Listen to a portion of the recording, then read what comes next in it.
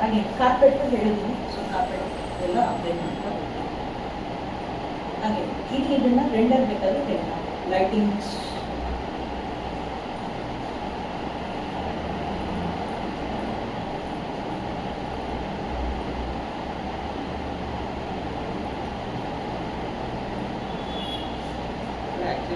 Lip ಎಲ್ಲ ಒಂದು ಆಗಿಲ್ಲ ಅನ್ಸುತ್ತೆ. ಆಗಿದೆ ಆಗಿದೆ ಏನಕ್ಕೆ ಆ ಥರ ಫುಲ್ ಗ್ರೇ.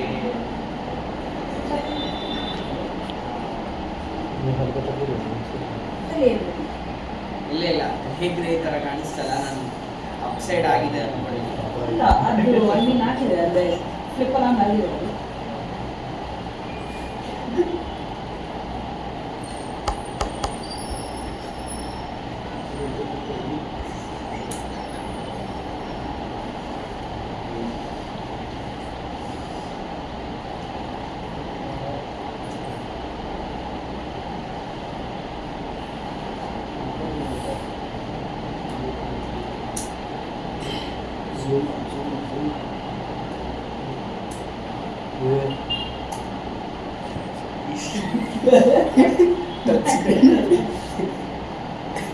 ಜಾಹಿರಿಲ್ಲ ಟಚ್ ಸ್ಕ್ರೀನ್ ಅದ ಸರ್. ಏನಲ್ಲಿ ಫರ್ರೆ ಏನಾದ್ರು ಮಾಡ್ತಾ ಇದ್ದೀರಿ? ಫರ್ರೆ ನೋಡೋದಾರಿ ಸರ್, ಕೋಶಿಶ್ ಜಾರಿ ಝೂಮ್ ಮಾಡುವ ನೋಡೋದು. ಮ್ಯಾನೇಜರಿಗೆ ಕಳಿಸ್ಬಿಟ್ಟಿರೋ ಅವರು ಇಲ್ಲ sir.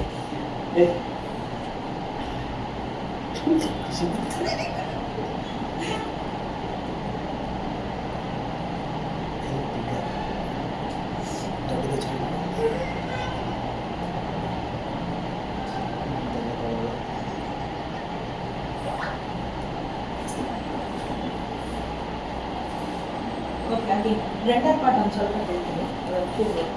So okay first of all ಇಷ್ಟು ಮಾಡ್ತೀರಿ. ಇಲ್ಲಿ ಬೇಕಾದರೆ ಡೌನ್ ರೈಟ್ನ ಪ್ಲೇಸ್ ಮಾಡ್ತೀರಾ, ಅಂದರೆ ಫಸ್ಟ್ ಇಂಟ್ರಾಕ್ಟಿವ್ ರೆಂಡರಿಂಗ್ ಓಪನ್ ಮಾಡಿ. ಸೊ ಹಾಗೆ ಬಿಲ್ಡಿಂಗ್ ಪ್ಲಾನ್ ಮಾಡಿ ಹೇಳೋಣ. ಯಾಕಂದರೆ ಇಲ್ಲಿ ಒಂದು ಸ್ವಲ್ಪ ಡಿಮ್ಮಾಗಿ ಕಾಣ್ತಿದೆ, like I mean pink. So ರೆಂಡರಲ್ಲಿ ಸ್ವಲ್ಪ ಬ್ರೈಟಾಗಿ ಕಾಣೋ ಚಾನ್ಸಸ್ ಇರುತ್ತೆ. ಸೊ ನಾನೆಲ್ಲ ಸ್ವಲ್ಪ ಎಡಿಟ್ ಮಾಡಬೇಕು.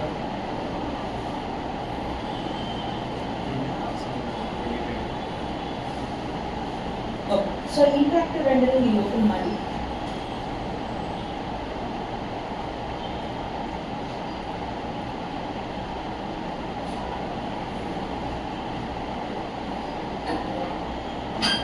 ಸೊ ಮೆಟೀರಿಯಲ್ ಪ್ರಾಪರ್ಟೀಸು ಒಂದು ನಿಮಿಷ ಚೇಂಜ್ ಮಾಡ್ತಾ ಬರೋಣ. ಹಾಗೆ ನನಗೆ ಇಲ್ಲಿ ಮಿರರ್ ಮೆಟೀರಿಯಲ್ ಬೇಕು. ಸೊ ಹಾಗೆ ಅಸೆಟ್ ಎಡಿಟರ್ ಓಪನ್ ಮಾಡಿ.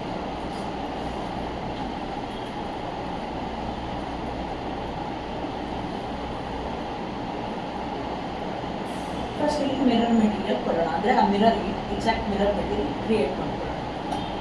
ಸೊ ಇಲ್ಲಿ ಕ್ರಿಯೇಟ್ ನ್ಯೂ ಮೆಟೀರಿಯಲ್ ಅಂತ ಇದೆ. So create asset material. So ಇದು ಹೋಗಿ ಅದೇ ಗೋವಿತ್ ಮೆಟೀರಿಯಲ್. ಇಲ್ಲಿ ಜನರೇಟ್ ಮೆಟೀರಿಯಲ್ನ ಕ್ರಿಯೇಟ್ ಮಾಡಿ. ಸೊ ಇದೆಲ್ಲದಕ್ಕೂ ಮಾಡ್ತಾ ಹೋಗ್ತೀವಿ. ಸೊ ಜನರೇಟ್ ಮೆಟೀರಿಯಲ್ ಅದನ್ನು ರೀನೇಮ್ ಕೊಡೋಕ್ಕೆ ಆ ಮೆಟೀರಿಯಲ್ ಮೇಲೆ ಡಬಲ್ ಕ್ಲಿಕ್ ಮಾಡ್ತೀವಿ. ಸೊ ಡಬಲ್ ಕ್ಲಿಕ್ ಮಿರರ್ ಅಂತ ಕೊಡ್ತೀವಿ. ಸೊ ಪ್ರತಿಯೊಂದಕ್ಕೂ ಒಂದೊಂದು ವ್ಯಾಲ್ಯೂಸ್ ಇರುತ್ತೆ. ಸೊ ಇಲ್ಲಿ ಕಮಿಂಗ್ ಟು ಇಲ್ಲಿ ರಿಫ್ಲೆಕ್ಷನ್ ಅಂತ ಇದೆ. ಸೊ ಕಲರ್ ಏನಿದೆ ಅದೇ ಥರ ಇದೆ. ರಿಫ್ಲೆಕ್ಷನ್ ಏನು ಮಾಡ್ತೀವಿ, ರಿಫ್ಲೆಕ್ಷನ್ ಫುಲ್ ಇಡ್ತೀವಿ.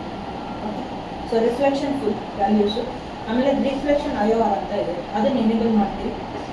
ಸೊ ಇದನ್ನು ಕಂಪ್ಲೀಟ್ 20, 25 ಇಲ್ಲ 50 ಆ ಥರ ವ್ಯಾಲ್ಯೂಸ್ ಇರ್ತದೆ. ಸೊ ನೆಕ್ಸ್ಟ್ ರಿಫ್ರಾಕ್ಷನ್ಸ್ ಏನು ಟಚ್ ಮಾಡೋದು ಬೇಡ. ರಿಫ್ರಾಕ್ಷನ್ ಗ್ಲಾಸಿನೆಸ್ ಇದೆಯಲ್ಲ ಇದನ್ನು ಫುಲ್ ಮಾಡ್ತೀವಿ. ಸೊ ಹಾಗೆ ಇಲ್ಲಿ IOR ಅಂತ ಇದೆ. ಸೊ ಈ IORನ ಅರೌಂಡ್ 25 to 30 ಆ ಥರ ರೇಂಜಲ್ಲಿ ಇರ್ತೀವಿ. ಸೊ ಇಷ್ಟು ಸಾಕಿದ್ರಲ್ಲಿ ಇದೆಲ್ಲ ಯಾವುದು. ಸೊ ಈ ಮೆಟೀರಿಯಲ್ ನನಗೆ ಕ್ರಿಯೇಟ್ ಆಗಿದೆ. ಏನಿದೆಲ್ಲ ಸೊ ಇಲ್ಲಿಗೆ ಆ ಮೆಟೀರಿಯಲ್ನ ಹಾಕ್ತೀವಿ.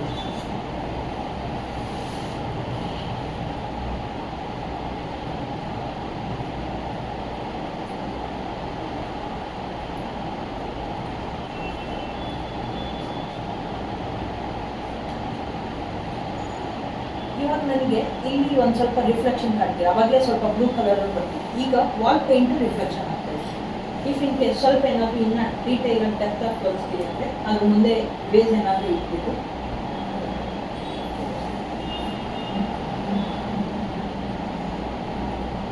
ಸ್ವಲ್ಪ ಮಾಡರ್ನೈಸ್ ಆಗಿ ಏನಾದರೂ ಕಟ್ತೀವಿ ಬಿಲ್ಡಿಂಗ್ ಮಾಡ್ತೀರಾ ಅಂದರೆ ಈ ಥರ ಒಂದು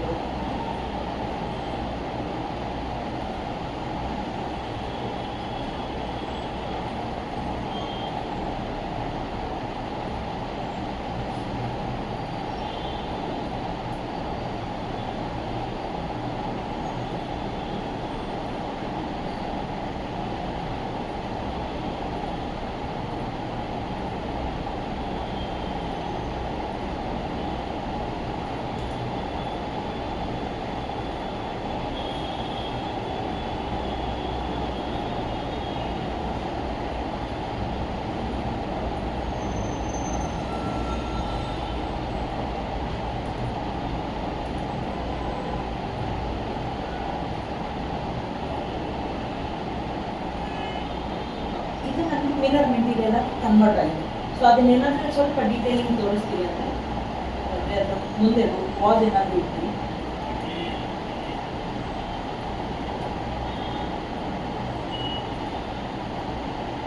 ಸೊ ಈಗ ಕಾಣ್ತಾ ಇದೆ ರಿಫ್ಲೆಕ್ಷನ್. ಓಕೆ, ಎಕ್ಸಾಕ್ಟ್ ಮಿರರ್ ಮೆಟೀರಿಯಲ್ನ ಮಾಡಿ ಅದೇ ಥರ ಗ್ಲಾಸಿಗೆ ಒಂದೊಂದು ವ್ಯಾಲ್ಯೂ ಸಿಗುತ್ತೆ. ಗ್ಲಾಸ್ ಮೆಟೀರಿಯಲ್ ಕ್ರಿಯೇಟ್ ಮಾಡ್ತೀವಿ. ಸೊ ಆ ಥರ ನಾನು ಬೇಕಾದ್ರೆ ಮಿರರ್ನ ಕ್ರಿಯೇಟ್ ಮಾಡ್ತೀನಿ. ಇದ್ರ ಹಿಂದೆ ಹಾಗೆ ಇಲ್ಲಿ ಒಂದೊಂದೇ ಮೆಟೀರಿಯಲ್ಸ್ ನೋಡಿದ್ರೆ ಇಲ್ಲಿ ಇಮಿಸಿವ್ ಮೆಟೀರಿಯಲ್ ಅಂತ ಒಂದು ಸಿಗುತ್ತೆ.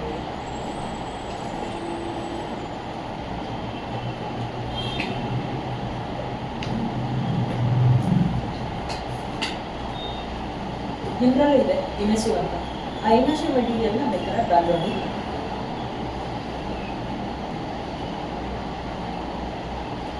ಬಂದ್ಬಿಟ್ಟು ಫುಲ್ ಇದು ಚೇಂಜ್ ಇದೆ ಅಲ್ಲ. ಹೌದು, ಈ ಮೆಟೀರಿಯಲ್ಸ್ ಇನ್ನು ಅಪ್ಡೇಟೆಡ್ ಮೆಟೀರಿಯಲ್ಸ್ ಇರುತ್ತೆ.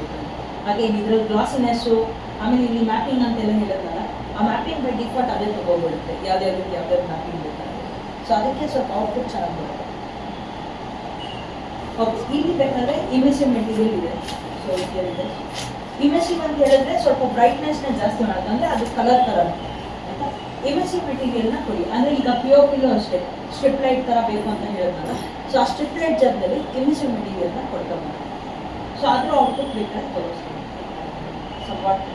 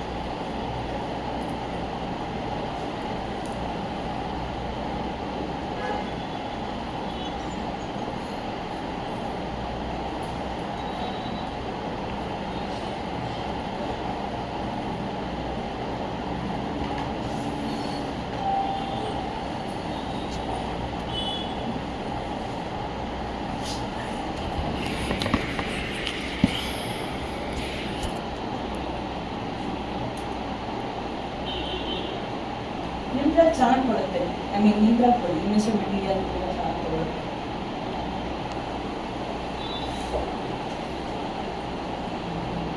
ಬಟ್ ಸಪೋರ್ಟ್ ಈ ಥರ ಫಸ್ಟ್ ಮಿರರ್ ಕೊಡ್ತೀವಿ. ಐ ಮೀನ್ ಇಮೇಜ್ ಬೇಕಂತಂದರೆ ಸ್ವಲ್ಪ ಹೊಸದಾಗಿ ಮಾಡ್ತೀವಿ ಅಂದರೆ ಬ್ಯಾಕ್ಗ್ರೌಂಡಲ್ಲಿ ಲೈಟ್ಸ್ ಎಲ್ಲ ಇರುತ್ತಲ್ಲ, ಸೊ ಆ ಥರ ಕೊಡ್ತೀವಿ mirror.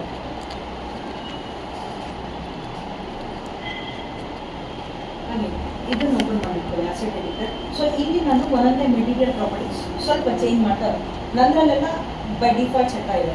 ನಿಮ್ಮದ್ರಲ್ಲಿ for each and every material ನೀವೇ ಸೆಟ್ ಮಾಡಬೇಕಂದ್ರೆ ಇಲ್ಲಿ ನೋಡ್ಬೋದು ರಿಫ್ಲೆಕ್ಷನ್ಸ್ ಆಗ್ತಾ ಇದೆ, ನಿಮ್ಮದ್ರಲ್ಲಿ ರಿಫ್ಲೆಕ್ಷನ್ ಬಂದಿರೋದು. ಸೊ ಅದಕ್ಕೆ ಏನು ಮಾಡ್ತೀರಿ ಅಂತ ಹೇಳಿದ್ರೆ, ಸೊ ಪೇಂಟ್ ಸ್ಯಾಂಪಲ್ ಪೇಂಟ್ ತೊಗೊಳ್ಳಿ. ಸೊ ಸ್ಯಾಂಪಲ್ ಪೇಂಟ್ ತೊಗೊಂಡು ಜಸ್ಟ್ ಈ ಸೆಲೆಕ್ಟ್ ನಾನು ಆ ಮೆಟೀರಿಯಲ್ ಇಲ್ಲಿ ಹೈಲೈಟ್ ಆಗೋಕ್ಕೆ ಸ್ಟಾರ್ಟ್ ಆಗುತ್ತೆ ಆಯಿತಾ. ಸೊ ಇದರಲ್ಲಿ ಏನು ಮಾಡಿ first reflection. So reflection colour ಏನು ಮಾಡ್ತೀವಿ ಸ್ವಲ್ಪ ವೇರಿ ಮಾಡಿದಾಗ ಇಲ್ಲಿ ಸೀರೆ ಚೇಂಜ್.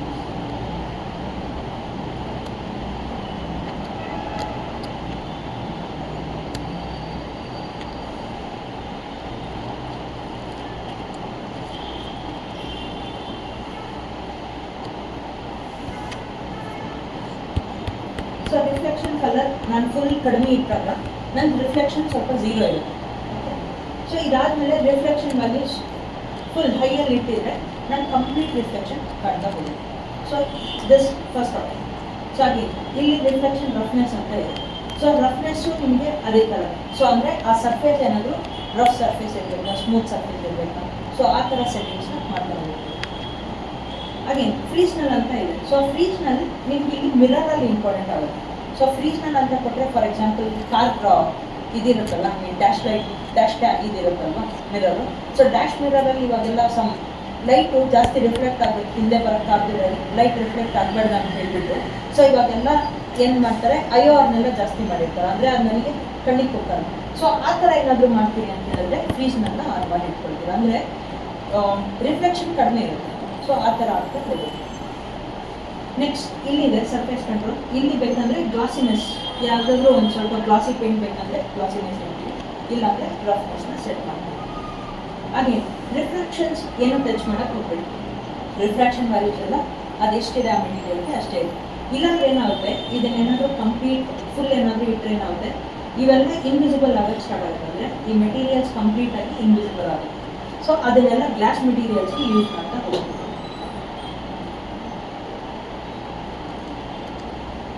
ಇದರಲ್ಲಿ ನೆಕ್ಸ್ಟ್ ಇಂಪಾರ್ಟೆಂಟ್ ಅಂದರೆ ಬಂಪ್ ಅಂತ ಒಂದು ಆಪ್ಷನ್ ಇದೆ. ಬಂಪ್ ಅಂತ ಒಂದು ಆಪ್ಷನ್ ಇದೆ.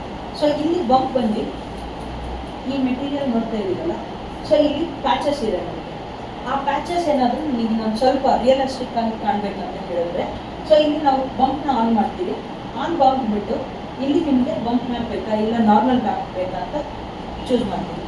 ಏನು ಡಿಫ್ರೆನ್ಸ್ ಅಂತ ಹೇಳಿದ್ರೆ ನಾರ್ಮಲ್ ಮ್ಯಾಪ್ ಅಂದರೆ RGB ಲೈಟ್ಸ್ ಎಲ್ಲ ತೊಗೊಳ್ಳೋದು, ಅಂದರೆ ನಿಮಗೆ ಗೂಗಲಲ್ಲಿ ತೋರಿಸ್ತೀವಿ.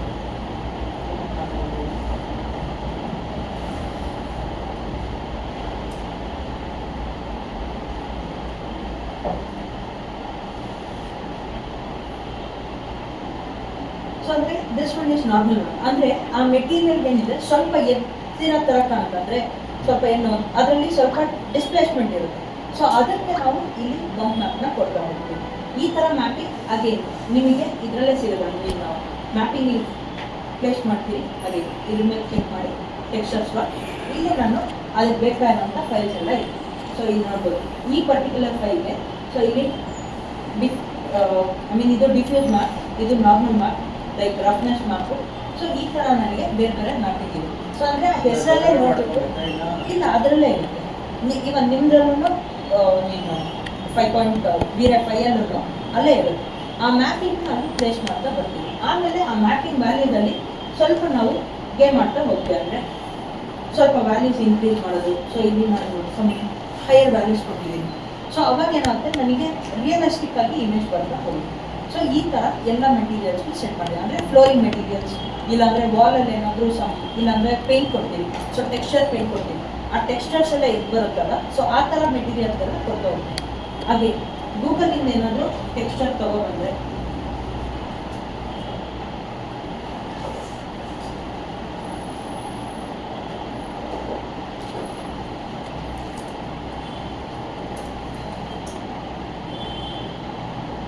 ಸೊ ಸೊ ಇಲ್ಲಿದೆ.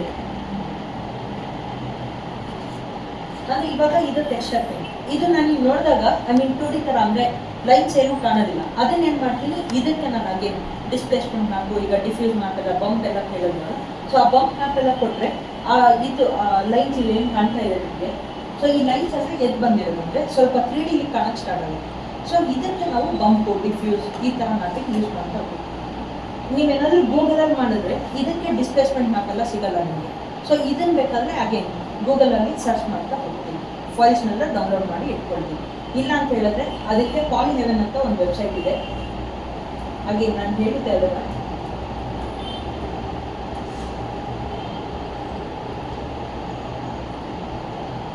ಸೊ ಪಾಲಿಹೆವೆನ್ ಅಂತ ಇದೆ. ಸೊ ಈ ಕ್ಲಿಕ್ ಆನ್ ವೆಬ್ಸೈಟ್, ಇಲ್ಲಿ ನಿಮಗೆ ಮೆಟೀರಿಯಲ್ಸ್ ಎಲ್ಲ ಸಿಗ್ತಾ ಹೋಗುತ್ತೆ. ಸೊ ಇಲ್ಲಿ ಟೆಕ್ಸ್ಚರ್ಸ್ ಅಂತ ಇದೆ. ಸೊ ಈ ಕ್ಲಿಕ್ ಆನ್ ಟೆಕ್ಸ್ಚರ್ಸ್.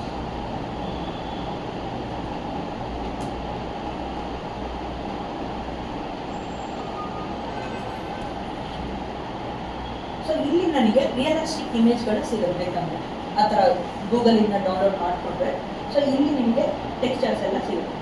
ಸೊ ಇದರಲ್ಲಿ ನೀವು ಡೌನ್ಲೋಡ್ ಮಾಡ್ಕೊಳ್ತೀರಿ. ಇದರಲ್ಲಿ ನಿಮಗೆ ಎಲ್ಲ ಥರ ಮ್ಯಾಪಿಂಗ್ ಇದೆ. So diffuse map, normal map, what map, so displacement ಎಲ್ಲ ಹೇಳಿದ್ರಲ್ಲ ಆ ಥರ ಎಲ್ಲ ಮ್ಯಾಪಿಂಗ್ ಬರುತ್ತೆ. ಅದನ್ನೆಲ್ಲ ಆ ಟೆಕ್ಸ್ಚರ್ ಸ್ಲಾಟಲ್ಲಿ ಪ್ಲೇಸ್ ಮಾಡಿದ್ರೆ ನಿಮಗೆ ರಿಯಲಿಸ್ಟಿಕ್ ಇಮೇಜ್ ಬರೋ ಸ್ಟಾರ್ಟ್.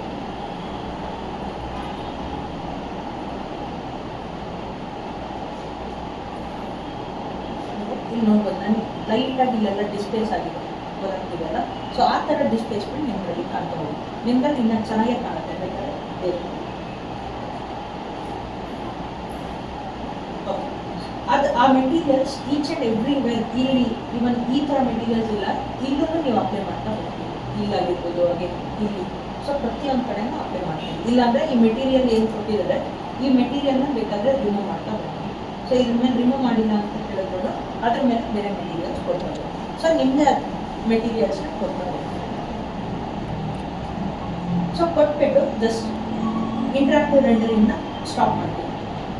ಇಂಟ್ರಾಕ್ಟಿವ್ ರೆಂಡರಿಂಗ್ನ ಸ್ಟಾಪ್ ಮಾಡಿ ಸೊ ಹಾಗೆ ನಂದು ಇದನ್ನು ಓಪನ್ ಮಾಡ್ತೀನಿ. ಐ ಮೀನ್ ಅಸೆಟ್ ಎಡಿಟರ್ನ ಓಪನ್ ಮಾಡಿ.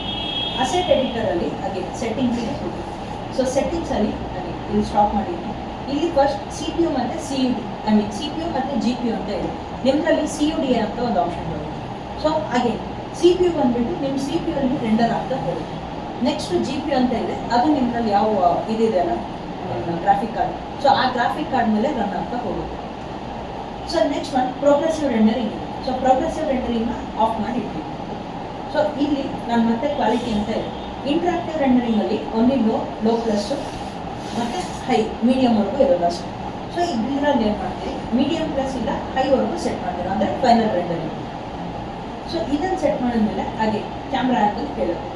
ಸೊ ಕ್ಯಾಮ್ರಾದಲ್ಲಿ ಎಕ್ಸ್ಪೋಜರ್ ವ್ಯಾಲ್ಯೂ ಮೇಲೆ ಸ್ವಲ್ಪ ಬೇಕಾದರೆ you can play game. So ಇದು ಬೇಕಾದ್ರೆ ಇಂಟರಾಕ್ಟಿವ್ ರೆಂಡರಿಂಗ್ ಓಪನ್ ಮಾಡಿರ್ತೀವಲ್ಲ ಅವಾಗ ಬೇಕಾದ್ರೆ ಎಕ್ಸ್ಪೋಜರ್ ವ್ಯಾಲ್ಯೂ ಕಡಿಮೆಯಿಂದ ಜಾಸ್ತಿ ಮಾಡ್ತೀವಿ, ಇಲ್ಲ ಅಂದರೆ ಅದು ಪೋಸ್ಟ್ ಪ್ರೊಡಕ್ಷನಲ್ಲೂ ಮಾಡ್ಕೊಂಡು ಹೋಗ್ಬೋದು.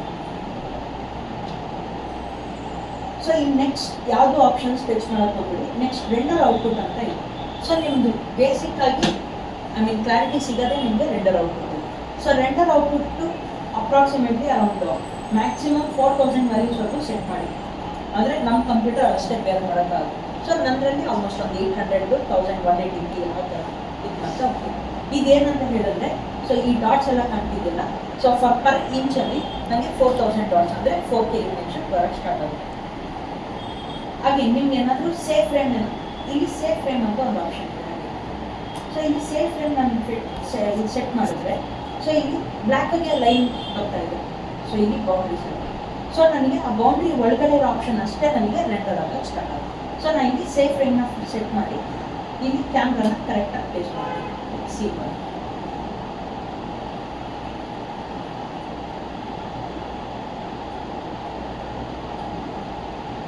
ಹಾಗೆ ಕ್ಯಾಮ್ರಾಗೆ ಹೋಗ್ತೀನಿ. ಇಲ್ಲಿ 2 ಪಾಯಿಂಟ್ ಪರ್ಸ್ಪೆಕ್ಟಿವ್ ತಗೊಳ್ತೀನಿ.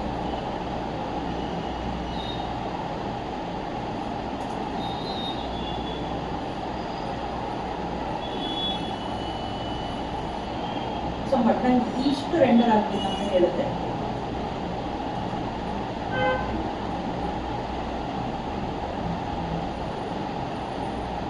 ಸೊ ಬಟ್ ಇಷ್ಟು ರೆಂಡರ್ ಆಗ್ತದೆ. ಸೊ ರೆಂಡರ್ ಔಟ್ಪುಟ್ 800 ಅಂತ ಕೊಡ್ತೀನಿ.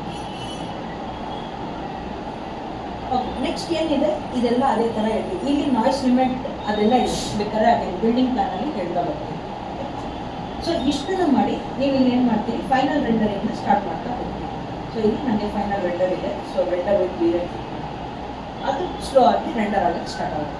ಸೊ ನಾನು ಏನು ಫ್ರೇಮ್ ಸೆಟ್ ಮಾಡಿದ್ದೆ ಅಲ್ಲಿ ನನಗೆ ಈಗ ತುಂಬಾ ಟೈಮ್ ತೊಗೊಳುತ್ತೆ ಆಯಿತಾ. ಸೊ ನೀವೇನಾದ್ರು 4K 8K ಏನಾದ್ರು ಸೆಟ್ ಮಾಡಿದ್ರೆ ಇವತ್ತು ಬೆಳಿಗ್ಗೆ ಇಟ್ಟರೆ ನಾಳೆ ಬೆಳಿಗ್ಗೆವರೆಗೂ ರೆಂಡರ್ ಆಗುತ್ತೆ. ಸೊ ಅಂದರೆ ಡೀಟೇಲಿಂಗ್ ಚೆನ್ನಾಗಿರುತ್ತೆ ಅಲ್ಲಿ.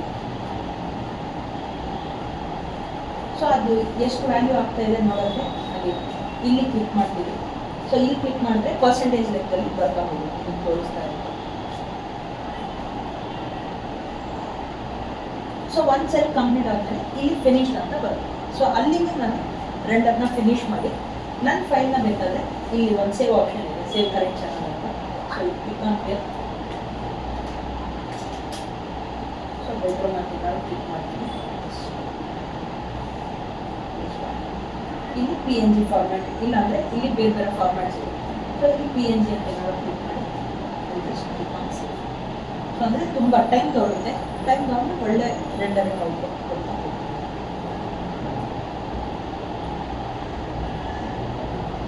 ಸೊ ನನಗೆ ಇಲ್ಲಿ ಸಿಗುತ್ತೆ.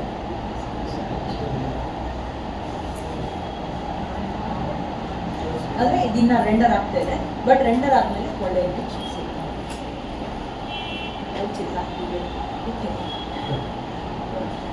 ಅದು ಮಾಡಿ ಅದರಲ್ಲಿ ಇನ್ನೂ ಇದೆ ತಗೊಳ್ಳಿ. ಅಂದರೆ ನಿಮ್ಮ ತುಂಬ ಫಾಸ್ಟ್ ಇರುತ್ತೆ ಅದೆಲ್ಲ ಹೇಳಿ, ಯಾವಾಗ ಅಷ್ಟು ಹೇಳಿರಲಿಲ್ಲ ಅದು. ಸೊ ಅಂದರೆ ಅದರಲ್ಲಿ ಇನ್ನೂ ತುಂಬಾ ಆಟಾಡ್ಬೋದು. ಸೊ ಇನ್ನು ಪೋಸ್ಟ್ ಪ್ರೊಡಕ್ಷನ್ ಅಂತ ಎಲ್ಲ ಹೇಳೋದಲ್ಲ. ಸೊ ಇಲ್ಲಿ ಏನು ಮಾಡ್ತೀವಿ, ಇಲ್ಲಿ ಪೋಸ್ಟ್ ಪ್ರೊಡಕ್ಷನ್ ಅಂತ ಒಂದು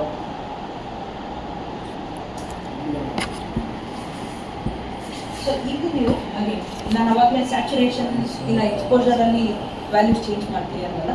ಸೊ ಅದನ್ನು ಇಲ್ಲೂ ಮಾಡ್ಕೋಬೋದು. ಸೊ ಇಲ್ಲಿ ನೋಡಿ ಸ್ಯಾಚುರೇಷನ್ ಜಾಸ್ತಿ ಮಾಡ್ತಾ ಹೋದರೆ ಸೊ ಎಂಟೈರ್ ಡ್ರಾಯಿಂಗು ನನಗೆ ಜಾಸ್ತಿ ಹೋಗುತ್ತೆ. I mean contrast, I mean exposure. So ಇದರಲ್ಲಿ ನೆಕ್ಸ್ಟ್ ನಿಮಗೆ ಇನ್ನೂ ಫರ್ದರ್ ಆಪ್ಷನ್ಸ್ ಇದೆ. ಇಲ್ಲಿ ನಾನು ರೆಂಡರ್ ಎಲಿಮೆಂಟ್ಸ್ ಅಂತ ಕರಿತೀವಿ. ಈ ರೆಂಡರ್ ಎಲಿಮೆಂಟ್ಸ್ನ ನಾವು ಪ್ಲೇಸ್ ಮಾಡ್ತಾ ಹೋಗ್ತೀವಿ. ಸೊ ರೆಂಡರ್ ಎಲಿಮೆಂಟ್ ಪ್ಲೇಸ್ ಮಾಡೋದು ಇಲ್ಲಿ ಪೋಸ್ಟ್ ಪ್ರೊಡಕ್ಷನಲ್ಲಿ ಲೇಯರ್ಸ್ನ ಕ್ರಿಯೇಟ್ ಮಾಡ್ತಾರೆ.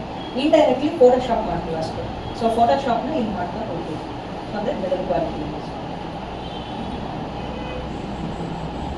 ಟ್ರೈ ಮಾಡಿ ಒಂದ್ಸರಿ ಚೆನ್ನಾಗಿ ಬರುತ್ತೆ. ಅದರಲ್ಲಿ ಇನ್ನೂ ಏನು ಜಾಸ್ತಿ ಪ್ಲೇಸ್ ಮಾಡಲಿಲ್ಲ ನಾನು. ಅಂದರೆ ಲೈಟಿಂಗ್ಸ್ ಅದು ಇದು ಓಕೆ. ಅದು ಇನ್ನೂ ಬಿಲ್ಡಿಂಗ್ ಪ್ಲಾನ್ ಇದೆ. ಫಸ್ಟ್ ಬಿಲ್ಡಿಂಗ್ ಪ್ಲಾನ್ ಮೇಲೆ ಕಾನ್ಸಂಟ್ರೇಟ್ ಮಾಡಿ. ನಾನು ಮಾಡಿ